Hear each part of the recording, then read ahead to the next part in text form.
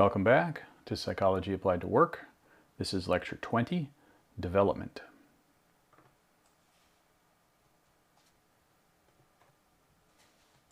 All right, last lecture we began Chapter 7 and talked about training. Specifically, what is training? Who provides it? What are training objects? We talked about train the trainer. We talked about what do you do before training with the pre-training environment. We talked about different types of training. We talked about what do you do after the training. And we ended with a brief discussion how labor is subject to supply and demand forces, like many things in markets, and how the supply and or demand of certain types of labor definitely affect an organization's level of investment and how they view the criticality of training. All right, today we'll still be in Chapter 7, but the vast majority of the content from Chapter 7 in the book was covered in Lecture 19. So most of the material I'm going to present today is outside the book. It's just practical information that will help you with career development, and there don't expect too many questions on the test from this lecture. So you can, if you have chai tea, you can sit back and relax and just see what tidbits might come out of this for your perspective, for your career. Because even though this is mostly stuff that's not in the book, this is really important stuff. I've seen many people in my career not take development seriously, not think long-term enough, not sacrifice the now for tomorrow just a little bit, or not just feel like they're an agent in their own lives and just waiting for their employer to basically lay down a red carpet to their next job, and when they don't, then they just get frustrated and bitter. Where I've also witnessed many people recognize that development is primarily the responsibility of the person to be developed. It's primarily your responsibility. And when people accept that and embrace that, and they recognize how important long-term thinking is, and how doing little bits every day can actually have a profound effect over time, I've seen those people be wildly successful. So today, when we talk about development, we're going to answer the question: what is career development, and who are the folks that sometimes support career development? And then we'll go through some methods of what are types of development, what actions constitute development, and we'll talk about career planning in general, and we'll end with some perspective of how important it is to be in a mode of constant change, or at least to recognize that our culture, technology, markets are always moving, whether we like it or not, and that development should be something you look at as a constant. All right, let's get into it. What is career development? Well, when we talked about training, we also talked about what development was in contrast. So, development is really about the future. It is about the KSAOs. What is the domain knowledge? What are the skills? It could be task related, but it's really so that you are more prepared for future roles, so that you are better able to make the most of opportunities when chances come along for a future role. Whereas training is really more about your current job, your current tasks, and what are the steps in the tasks you do for your job, or what are the KSAOs that you need to do your job. So if you call it training, generally speaking, it's meant to be what you need right now in your job. And if you're you could be in a classroom type environment, and you could call it training because it's something to be so that you can be better in your current job. But you could also be in a classroom type environment, and it could be development. So if you think about it, maybe somebody is more junior than you in your job. Maybe they're in a lower pay grade, earlier, less experienced role where they may have to, maybe they do things that are a little less complex. You might be taking training in order to be able to do your job better, and those people could be taking the same class if it was a type of class. But it would be development for them if they weren't in a position to do that work. So it's really a matter of perspective. It doesn't mean that training or development have to manifest, as different things. They both can take the form of all sorts of things. It's really knowledge, skills that need to be transferred. It's a question of whether they're for your current job or your next. And so right now we're focusing on what your next job would be, or making the most of opportunities when you don't necessarily know what your next job will be. All right, so it doesn't mean your next job in the sense that it has to be a different job than you're at. It could be you want to basically grow your niche within your job. You want to, if it's more difficult for you, or for whatever reason you don't want to switch jobs, you could still pursue some career development to try to earn an expanded role that might come with some recognition of pay and title and responsibilities later on. So the boundaries here are not hard and fast, but I think you get the general drift. Training's is for now, and development is for tomorrow.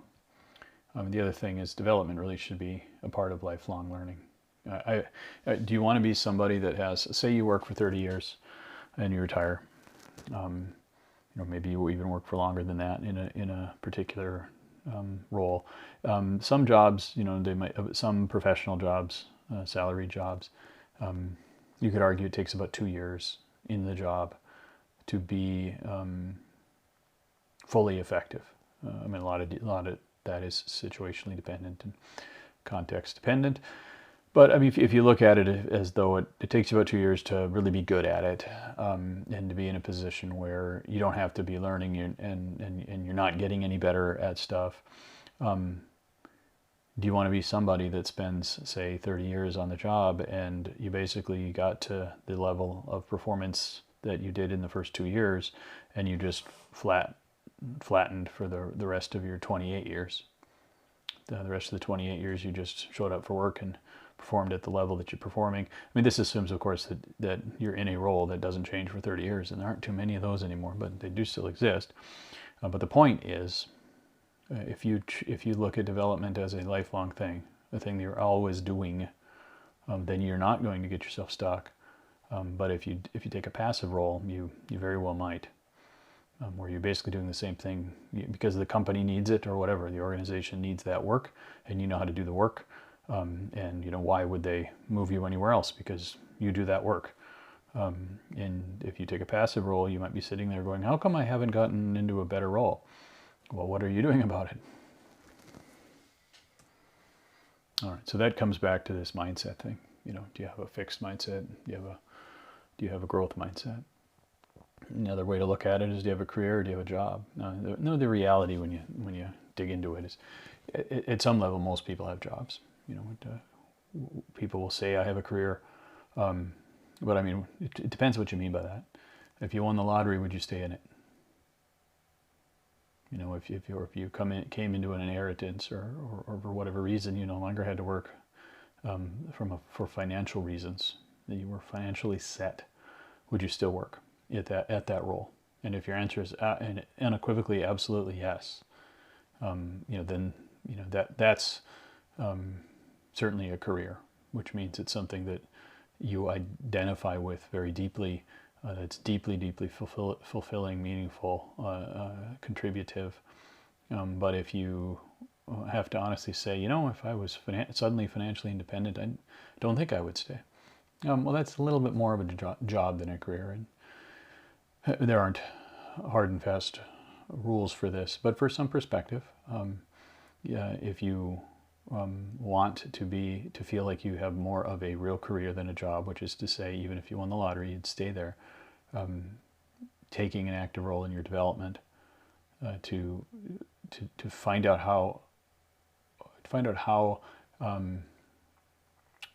what your limits are, what would it mean if you were to be able to be maximally engaged in purposeful activity for an organization? What kind of fulfillment would you get from that? So anyway, just some perspective.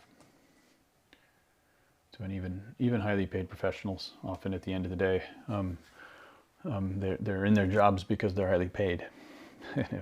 and if all of a sudden they have enough, then they would not do it. And so, is that a career? Depends on what we mean. Most of the people I know that are, make a lot of money, and I mean hundreds of thousands of dollars a year.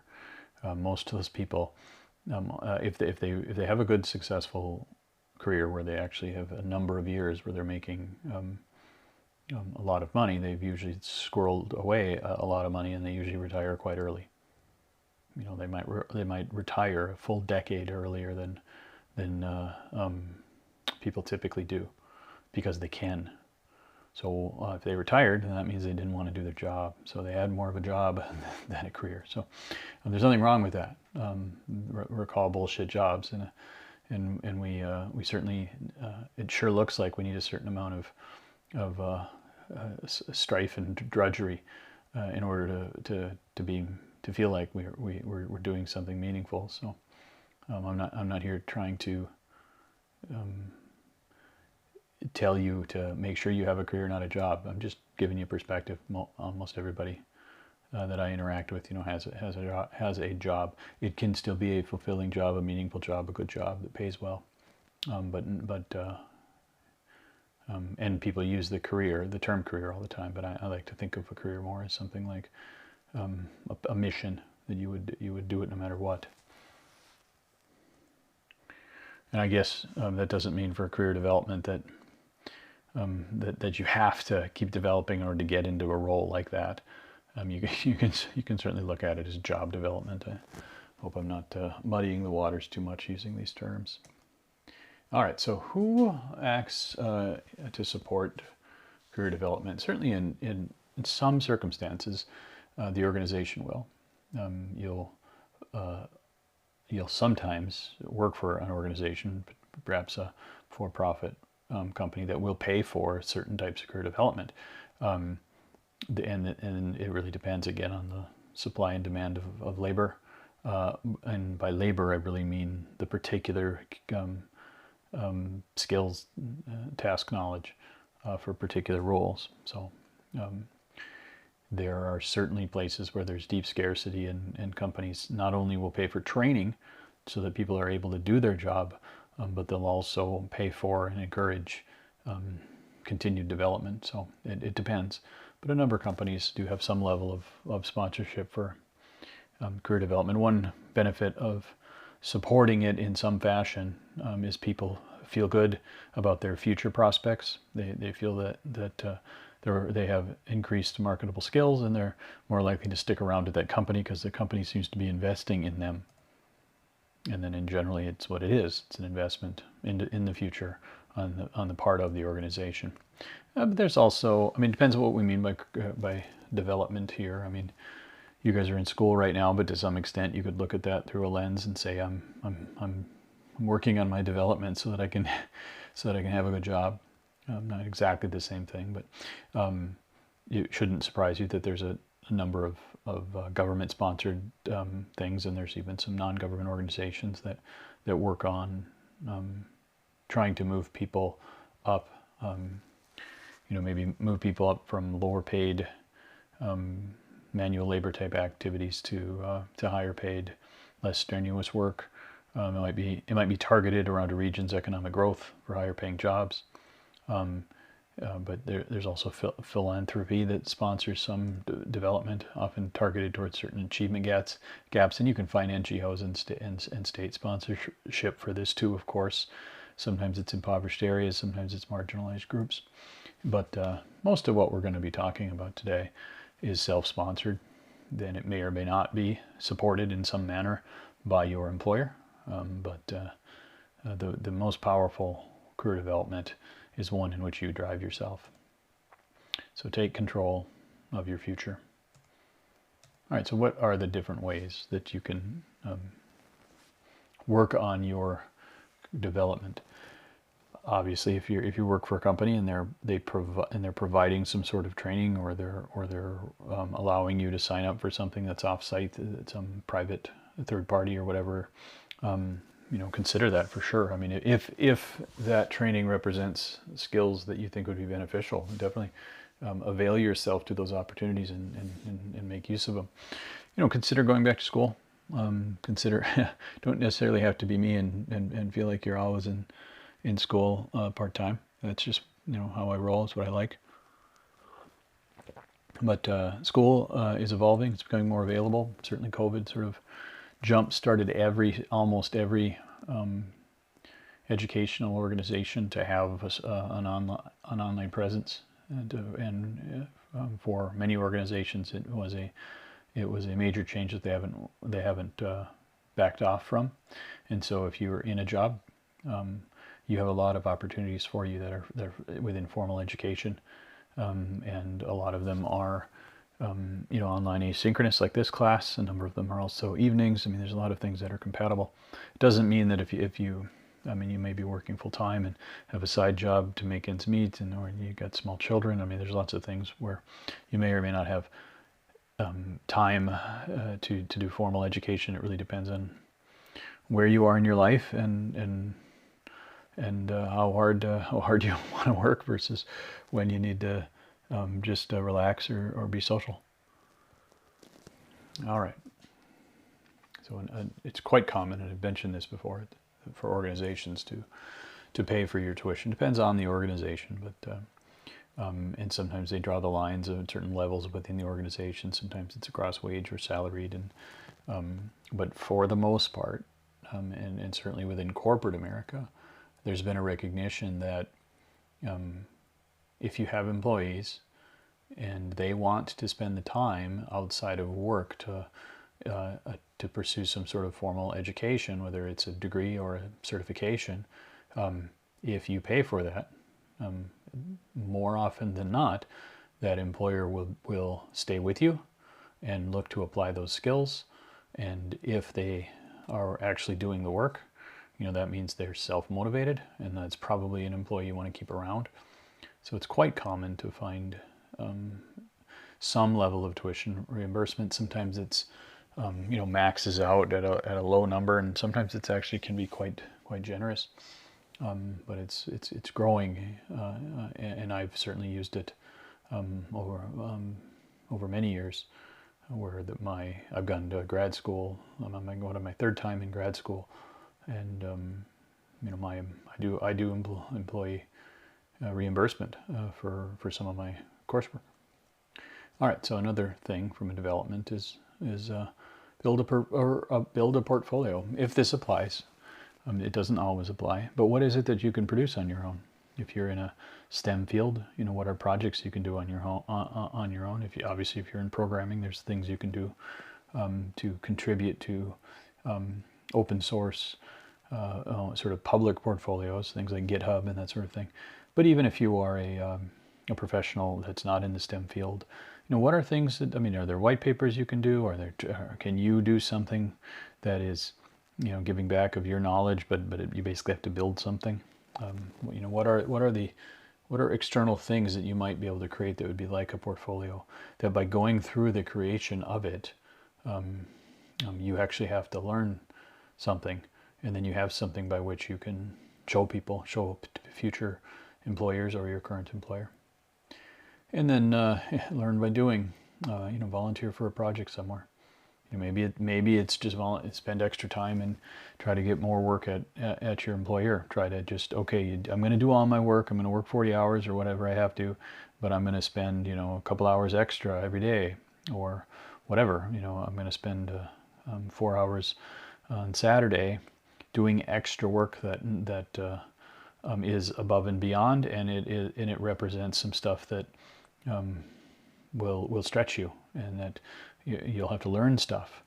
But if you offer to do it in addition, not in lieu of, a lot of times your organization will support that, and it makes a huge difference most of the time. If you're good at it, if you can figure it out, and you show that kind of initiative and that sort of self-starting behavior, that will typically get you recognized. And if you come through on those things, if you execute well, yeah, that's a good way to seriously raise your profile and be taken very seriously by your organization. And if you bust your butt doing that, and you think you're doing really, really well doing that and you've done it for a few years, going well above and beyond, and your organization just absolutely doesn't recognize you for that, well, let's take a good hard look and ask yourself if you're in the right organization. And that might there's other things too from a development. Sometimes organizations sponsor competitions. Sometimes there's external competitions for STEM type stuff. There's things called hackathons, which are cool. But a lot of times there's like contests for improvement ideas, various other things that you can sometimes work on it as a team. But I mean, look for ways in which you can stretch yourself and have something to show for it when you're done. All right, let's keep going and talk about a few more of these things. So, what do you know that somebody else could benefit from? And can you create training content?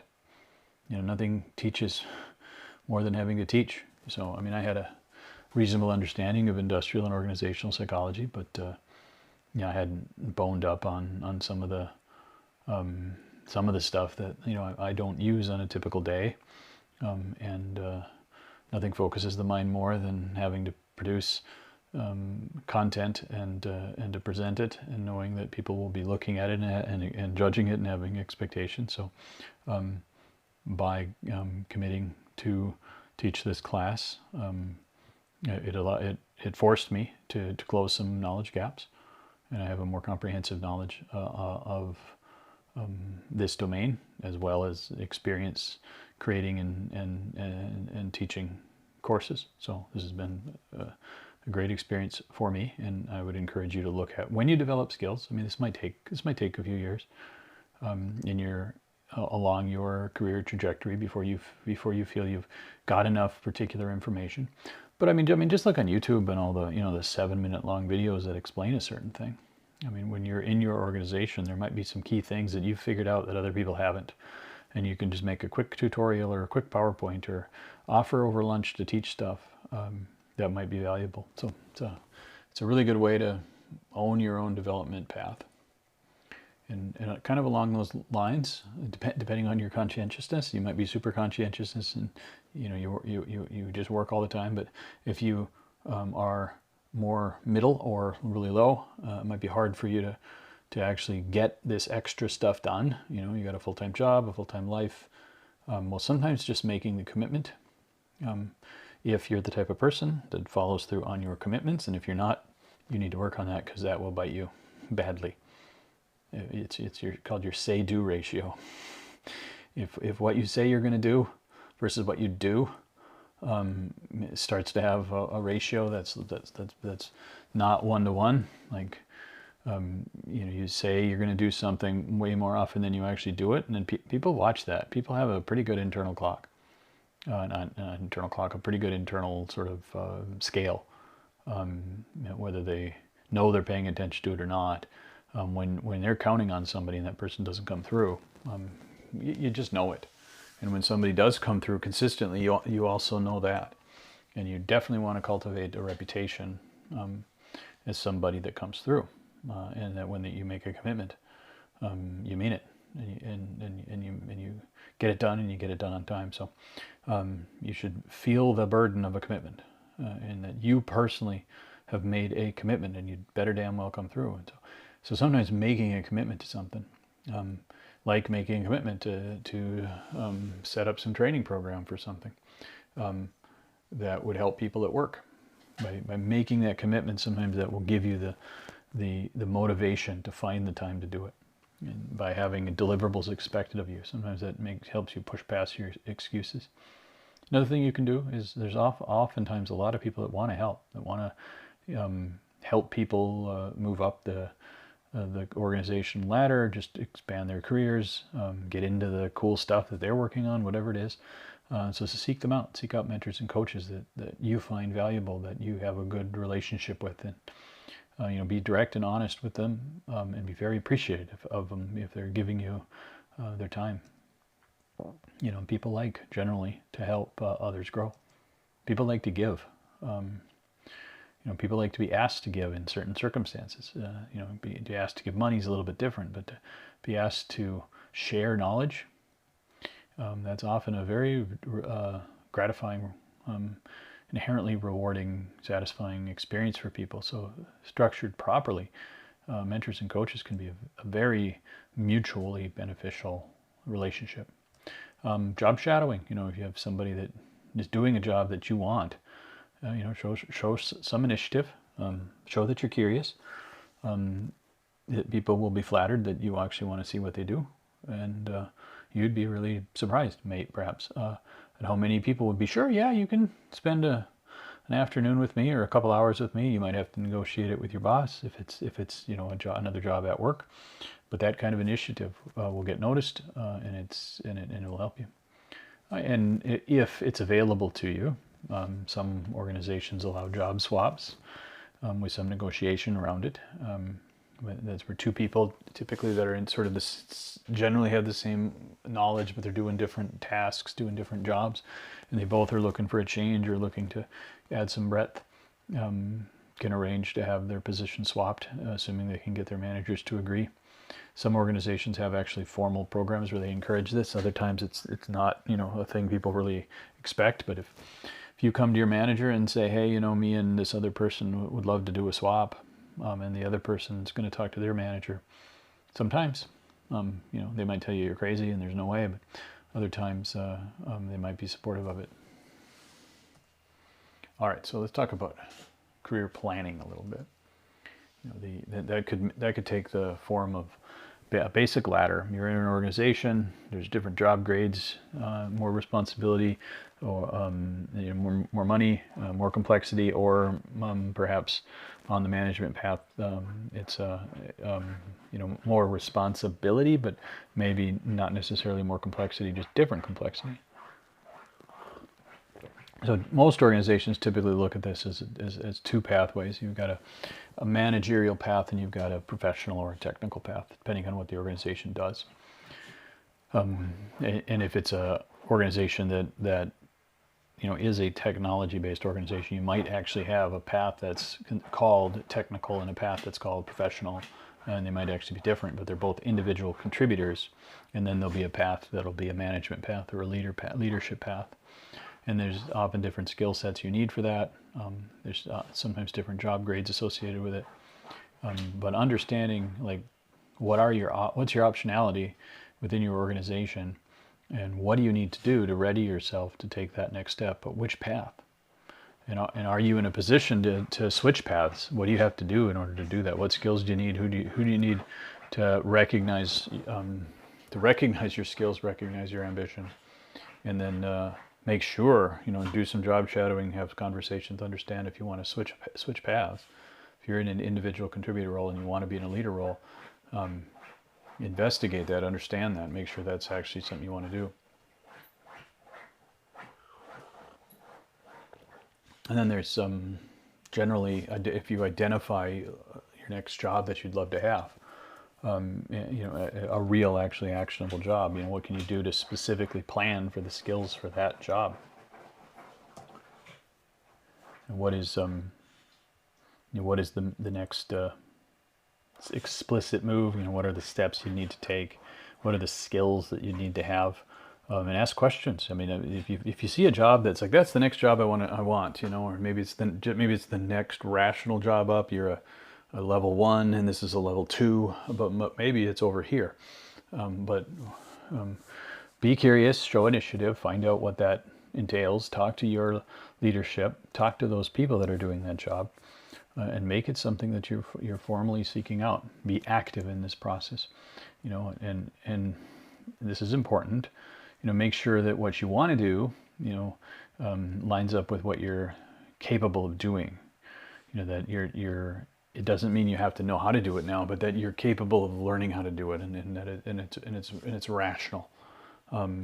You're, to some extent, you're being realistic to try to find the overlap between what you're really interested in, with what you're really good at, with the thing that people want. That's the ideal, is to get maximum overlap between those three things. And then sometimes you actually have to make a move. You need to prepare for leaving your organization. But sometimes that's not something that you want to do willy-nilly. It's not something you just want to quit one day and like try to get another job. If you're, a lot of times you want to pay bills. You don't want to spend 3 months out of work. And so you want to make the move on your terms. You want to get the good job before you quit your other job. Well, I mean, it's more than it can be and should be more than just wait until there's a job opening somewhere and apply for it. I mean, actually start thinking about what is the other job you'd want. If it's the same job at another organization, which organizations, where, why? What do you know about those organizations? Make sure you don't fool yourself. Maybe you're all frustrated by your current workplace, your current manager, the overall leadership in the organization, and you think it's a big clown car. Well, make sure you're not doing grass is always greener, on the other side kind of thing, because there's bullshit everywhere. It doesn't mean there isn't less bullshit on the other side at another organization. It doesn't mean there might not be much better opportunities, and there very well could be. But it can also be less opportunities, and it could also be more bullshit. So do your homework. Find people that work there if you can. Try to investigate it as much as you can. Try to get a sense for a place. Keep in mind when you're doing interviews, both sides are often putting their best face forward. And I talked about retention and the importance of an organization to make a first impression. What kind of first impression are they deliberately making? Are they even taking the effort to make a first impression? And if they are, does it feel genuine, or does it feel like a veneer? So really think that out if you can. Sometimes you've just had it at your job, and for your own mental health, you just got to go and take your chances. And I'm not going to tell you that that's a wrong decision, because there are times in which that's the best thing you can possibly do. It's complicated though, and in a perfect world, you do everything on your terms. All right. So when you're thinking about moving, going to another organization, it's even more important when you're thinking about development that you focus on maximizing your marketable skills. You'll have your particular skills that you've got for your one job, but what is the broader skills, so that when you want to make a move to another organization, if that's what you want to do, you've got more than just your specific job experience. You have a wide array of marketable skills, or you've taken your specific job experience and brought such depth to it by really digging into it, that you've increased your marketability. And then look to balance, short-term versus long-term planning. Look for, ideally your short-term, medium-term, and long-term, all the way through to your lifelong plan of, of what's the opportunities that'll be available to your great-grandchildren. In the ideal world, all of that is sort of perfectly aligned, and you're balancing your amount of energy and decision so that everything is maximal for that, which, that's really hard to do. But at least look at this as a balancing act. Look at this as a trade-off space. And what are the things you can do with your time now that will also be beneficial for you later? And look at this as a thing that ideally you're trying to do. Find a place in the world in which the actions you take today are not only beneficial to you today and beneficial to the people you care about today, but they are also beneficial to you and the people you care about in the world as a whole, tomorrow and beyond. And then make sure you have a balance of actions that you're doing in a given day, where oftentimes the thing you're working on is only for now, and a lot of times, like you're right now sitting through a class, listening to me. Well, that's not necessarily helping you this exact moment. This is really a future-oriented activity. But balance out your day with the right amount of future-oriented activity, so that it's always paying off over time. So that right now, not only are you doing some stuff for today, but right now you're benefiting from actions you took weeks ago, months ago, years ago that were at that time building up. Just like you spent time in elementary school learning how to read, it was kind of forced upon you, but all of that effort, really paid off in the coming years as you developed that brain wiring to be able to do that with less effort. So be taking actions in your education and your skill building today, every day, so that these things pile up over time. Definitely don't ignore the long term. And don't forget the power of small improvements. Just imagine doing something for 30 minutes a day for 30 days. That's not even a long term. That's just to give you an idea. I mean, pick a skill, any skill. Like say you can barely juggle. Okay. As an experiment, spend 30 minutes a day, every day for 30 days, working on your juggling. Where do you think you'll be in a month? I mean, it would be it will amaze you at how good you can get at something. This would be the same by going to the gym. This would be the same at working on public speaking, working on writing, you name it. But something, and this can be 15 minutes for 15 days. This can be 10 minutes for 100 days, whatever. But the point is, really big things are often built, one brick at a time. And the question is, are you holding yourself off? And you never actually build these big things because they just seem too big. It just seems like, oh, don't have it in me to do all that. Well, negotiate with yourself. Do you have it in you to do a brick? What would be the brick? What would be the 1 minute item? What would be the 10-minute item? Can you do that? Can you try to do that as often, can try to do that every day, or maybe the thing is once a week, maybe the thing is twice a day, really, it depends.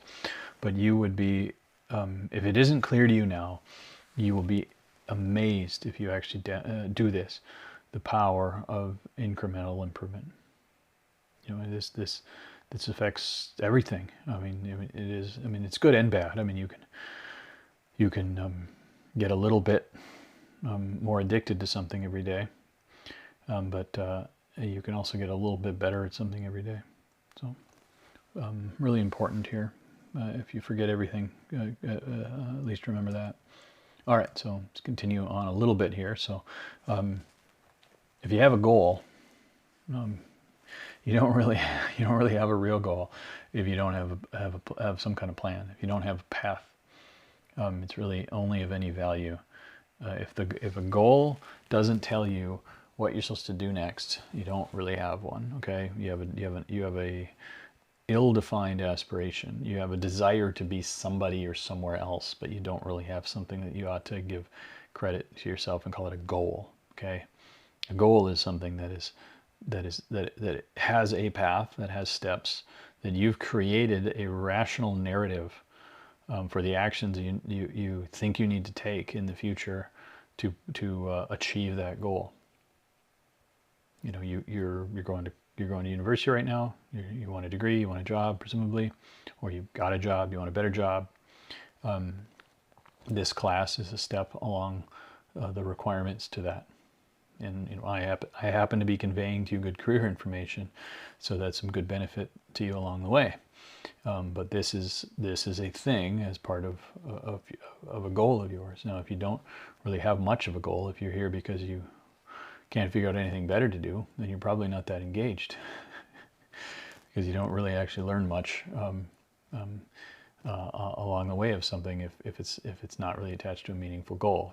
Remember, if you're in goal-oriented action, the world sort of becomes either tools to help you get to your goal, obstacles that are in the way of your goal, and nothing else. Everything else is just ignored. And if you don't really have a good goal, then you ignore stuff. So if you don't really have a committed goal to your education and why you're in school and why you're getting a degree, you'll probably have a much harder time, caring about things like the words I'm saying right now. So it's amazing what a goal will be able to do if it actually tells you what you're supposed to do now. If you have You know, use a metaphor of a path. If you're like, I want to walk I want to walk 100 miles to this place. That's a pointless thing if you don't know which direction it is, and if you don't know how to take that first step. And then once you've taken that first step, what's the next step? And then as the world unfolds in front of you on your journey, you'll run into obstacles, and then you have to make adjustments. But you're operating on a plan, a path, and then encountering the uncertainty along the way, and then making a new plan, and all that.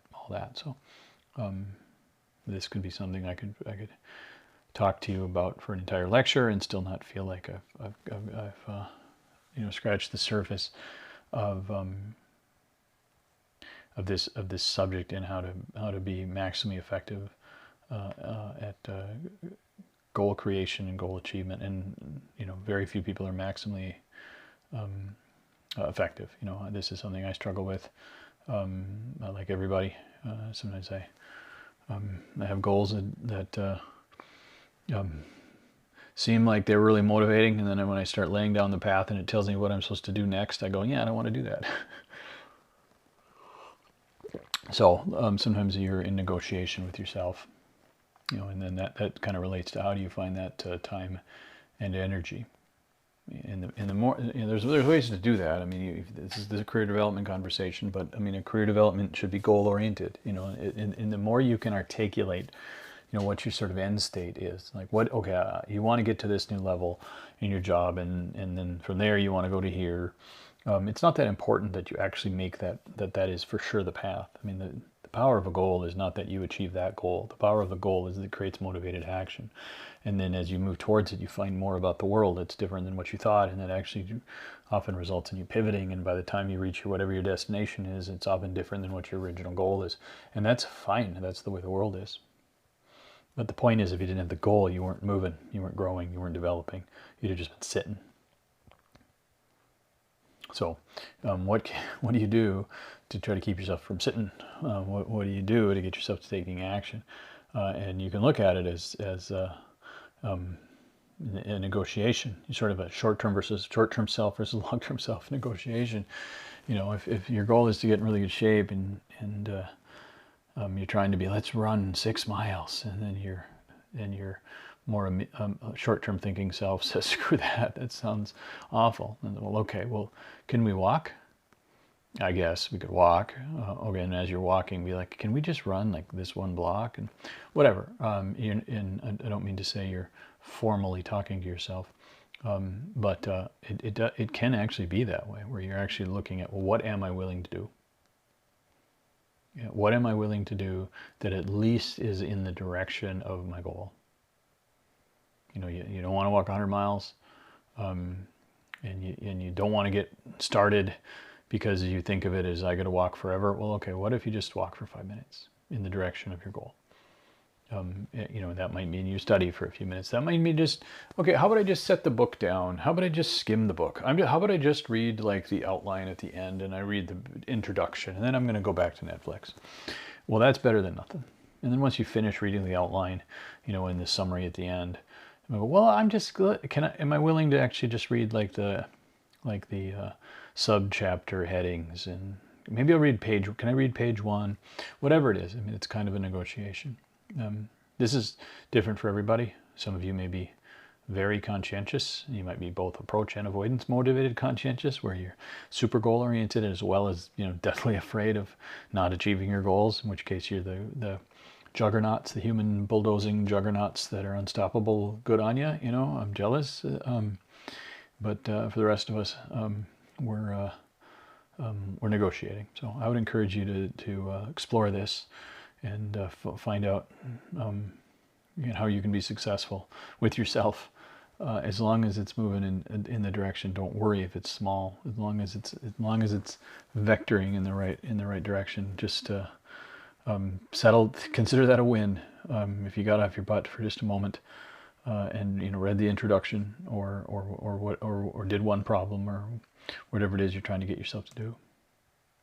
And this relates to motivation, and motivation could be its own course, and we will talk more about motivation in later lectures. But whatever works, explore this a lot. Committing to goals and having the goals be meaningful. The more the goal is meaningful, the more the goals are nested in other goals.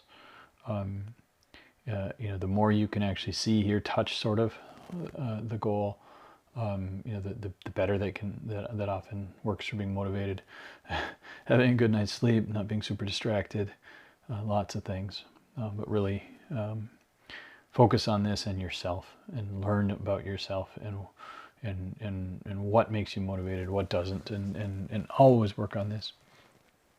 Choose wisely when you're doing career development. Think of it like when the cheetah's chasing the gazelle. The cheetah's not running to where the gazelle was. He's running to where the gazelle is going to be, at least that the cheetah thinks it's going to be. So when you think about your career and you think about skill sets, and if you think about, well, that'll take me that might take me 5 years to get to that level. Well, okay, before you go and spend that time, think about, okay, 5 years from now, the way things are changing, is it reasonable to think that skill set will still be in demand? Or is it possible that there might be less demand for that skill set? Is there something emerging that maybe will be even more demand? And it's really tough thing to predict, but you can usually see, like right now, if you want to major in computer science and get a minor in statistics and take all the data science you can, right now, if you're graduating in the next year, that would be there would be lots and lots of jobs that are very well paid available to you.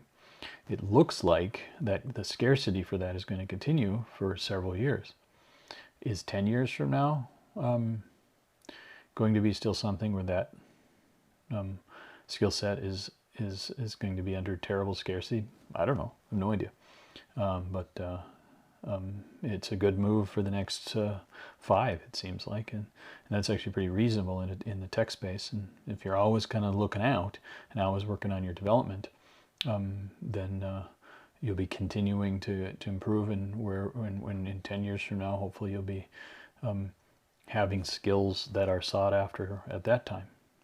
So you're in some respect, like all life, you're operating in a predictive state. But trying to predict out what jobs will be in demand, or what skills within jobs will be in demand. The further out you go, the harder that is to predict. But you can certainly look around you now and do a trade-off between, well, how long will it take me to develop that skill? How confident are you that that's going to be still in demand? And just think of it that way, as you're aiming towards a future target. And then just conceptualize here some things on career development. The changing course. It doesn't always have to be up. And it doesn't always have to be, I want to work at a better company, but it's going to be my same type of job, but I want to get paid more. Don't be afraid to shift. Don't be afraid to switch skills, knowledge areas if you can, and to pivot. And sometimes pivoting is necessary because of where you're heading is becoming less and less demand. And maybe you pivot because you need novelty and you want to challenge yourself. Certainly be prepared to change course. Some of the best moves people make are often, changes in directions of their whole career. I'm an engineer, but I'm also a material scientist, and I'm also a psychologist. So who the hell knows where I'm going? And that leads us to this last slide. Called Running Just to Stand Still. It's a freakish AI. Some of my pictures are from open source photos, but this one, while it looks like a photo, is actually generated by AI using the terms "running to stand still." Most of my weird art is AI generated based upon the headings of the particular slide usually. So this thing is kind of freakish because this runner, it's hard to tell her. It looks like a woman running away, but at the same time running forward, and it's kind of an interesting thing. Definitely running, but possibly standing still. So what is this running to stand still? And really, this is just about change as a constant. Jobs do go extinct, and aim for the emerging jobs. But just think of niche switching as just the new normal. Whatever, you're in a job right now, you're trying to find a niche, but the niches are always sort of ebbing and flowing.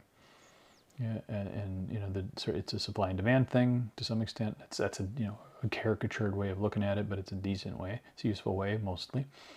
You think about it as you're trying to get a niche where you and your skills are maximally at maximal advantage. So you have the highest skills that are in the highest demand, and nobody else or very few people have them, and so you're well sought after, well paid, climbing a hierarchy, can sort of set your own schedule, set your own demand, whatever. That's ideal. I mean, you almost never achieve it at that level, but that's where if you're really trying to find a really solid niche, that's good. But keep in mind that niche you're in, it's a moving. Okay, it's fading, it's changing. The ideal spot is shifting and drifting. So you want to think of this as a dynamic process that's constantly moving. You never quite get there. The whole point is to be moving. And if you don't, not only will you won't always just be stuck. You might actually find yourself behind. You might find yourself without a job. So there's even a certain amount of development you need to do just to stand still. So I mean, if I've been in my career, whatever jobs, for about 30 years or so, and technology has radically changed in that time. And every year the technology is changing. And when I first started school, I mean, the PowerPoint, or Google Docs didn't exist. Google didn't exist. The internet, really, for all practical purposes, did not exist.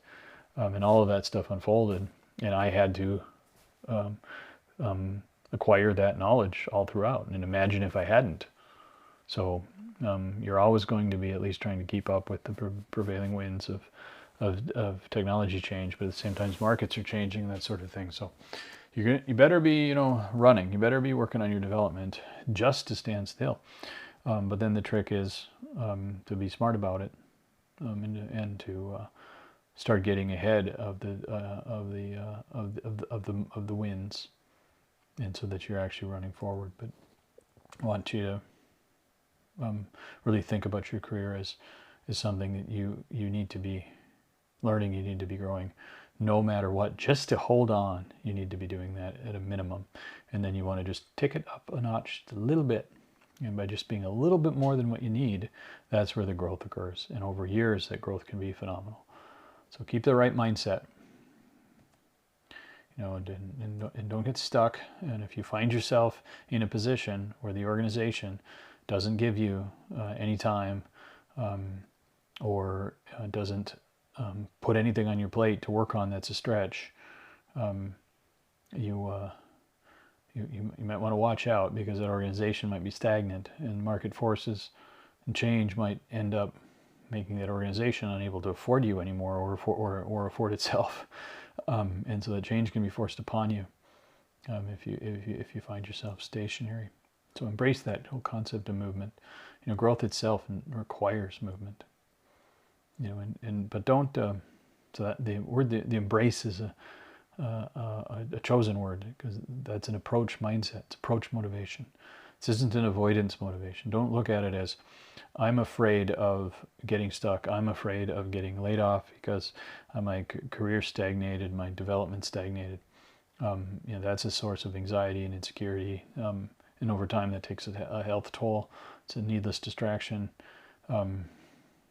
If you can view it from a growth mindset, if you can look at it as a thing you're eagerly approaching, you can do the same actions, but you can do them with dopamine instead of fear, and that's a lot more motivating, and you'll make nice long-term decisions, and you can feel a lot more agency in your life. Don't be afraid of change. Embrace it. Make the most of it. Right? Don't. And then, even if you do everything right, don't worry if all of a sudden you find yourself where there's been such a shift at the company you work for, you know, is laying off a third of their people, or they went out of business, or they sold to a big company that doesn't need your whole division, or whatever. Don't tie your whole identity to what you do, to the point where you don't know how to function if you don't have your job. If you're embracing a growth mindset, if you're constantly working on your development and your skills, and you're embracing it positively, an approach mindset, when you find yourself in an unfortunate situation, you will have the skills, and you will have the fortitude to make the most of that situation and turn that unfortunate event into an opportunity. So this is good advice if you take it. All right, that is the end of lecture 20. Hope it was informative. Let's talk about what we just talked about. So we talked about what career development was. We talked about the various entities that support it, with the most important one being yourself. We talked about different ways in which you can go about doing development. And then we had a discussion about career planning. And then we ended it with this notion that you need to embrace change. All right, so even though lecture 20 is sort of, for the most part, outside the book, lecture 21 is definitely off the book. So lecture 21 are outside the book completely. Lecture 21 is a bonus lecture for extra credit that I've titled "Learning the Hard Stuff at Work." So we'll talk a little bit about what do we mean. You know, how do you go about learning, and what do we mean by the hard stuff? And then how do you navigate people and their complexity? There's that damn word again I keep using, complexity. And then what do you do to kind of understand? How do you see the implicit job? How do you find those aspects of your role that might not be formally recognized, but by you making them explicit, you might discover that there's extra skills in there, that there's new pathways you can go. And then generally, how do you find a shared understanding with you and like you and your employer, that sort of thing. And then this is itself kind of a holy grail. This is one of those $1 trillion opportunities again. What can you do to increase your engagement? This is a motivation thing. You know, how do you make the most of your opportunity? And then even harder, arguably, is what can you do to actually increase the engagement of others? All right, that's the end of lecture 20, and we will see you for lecture 21.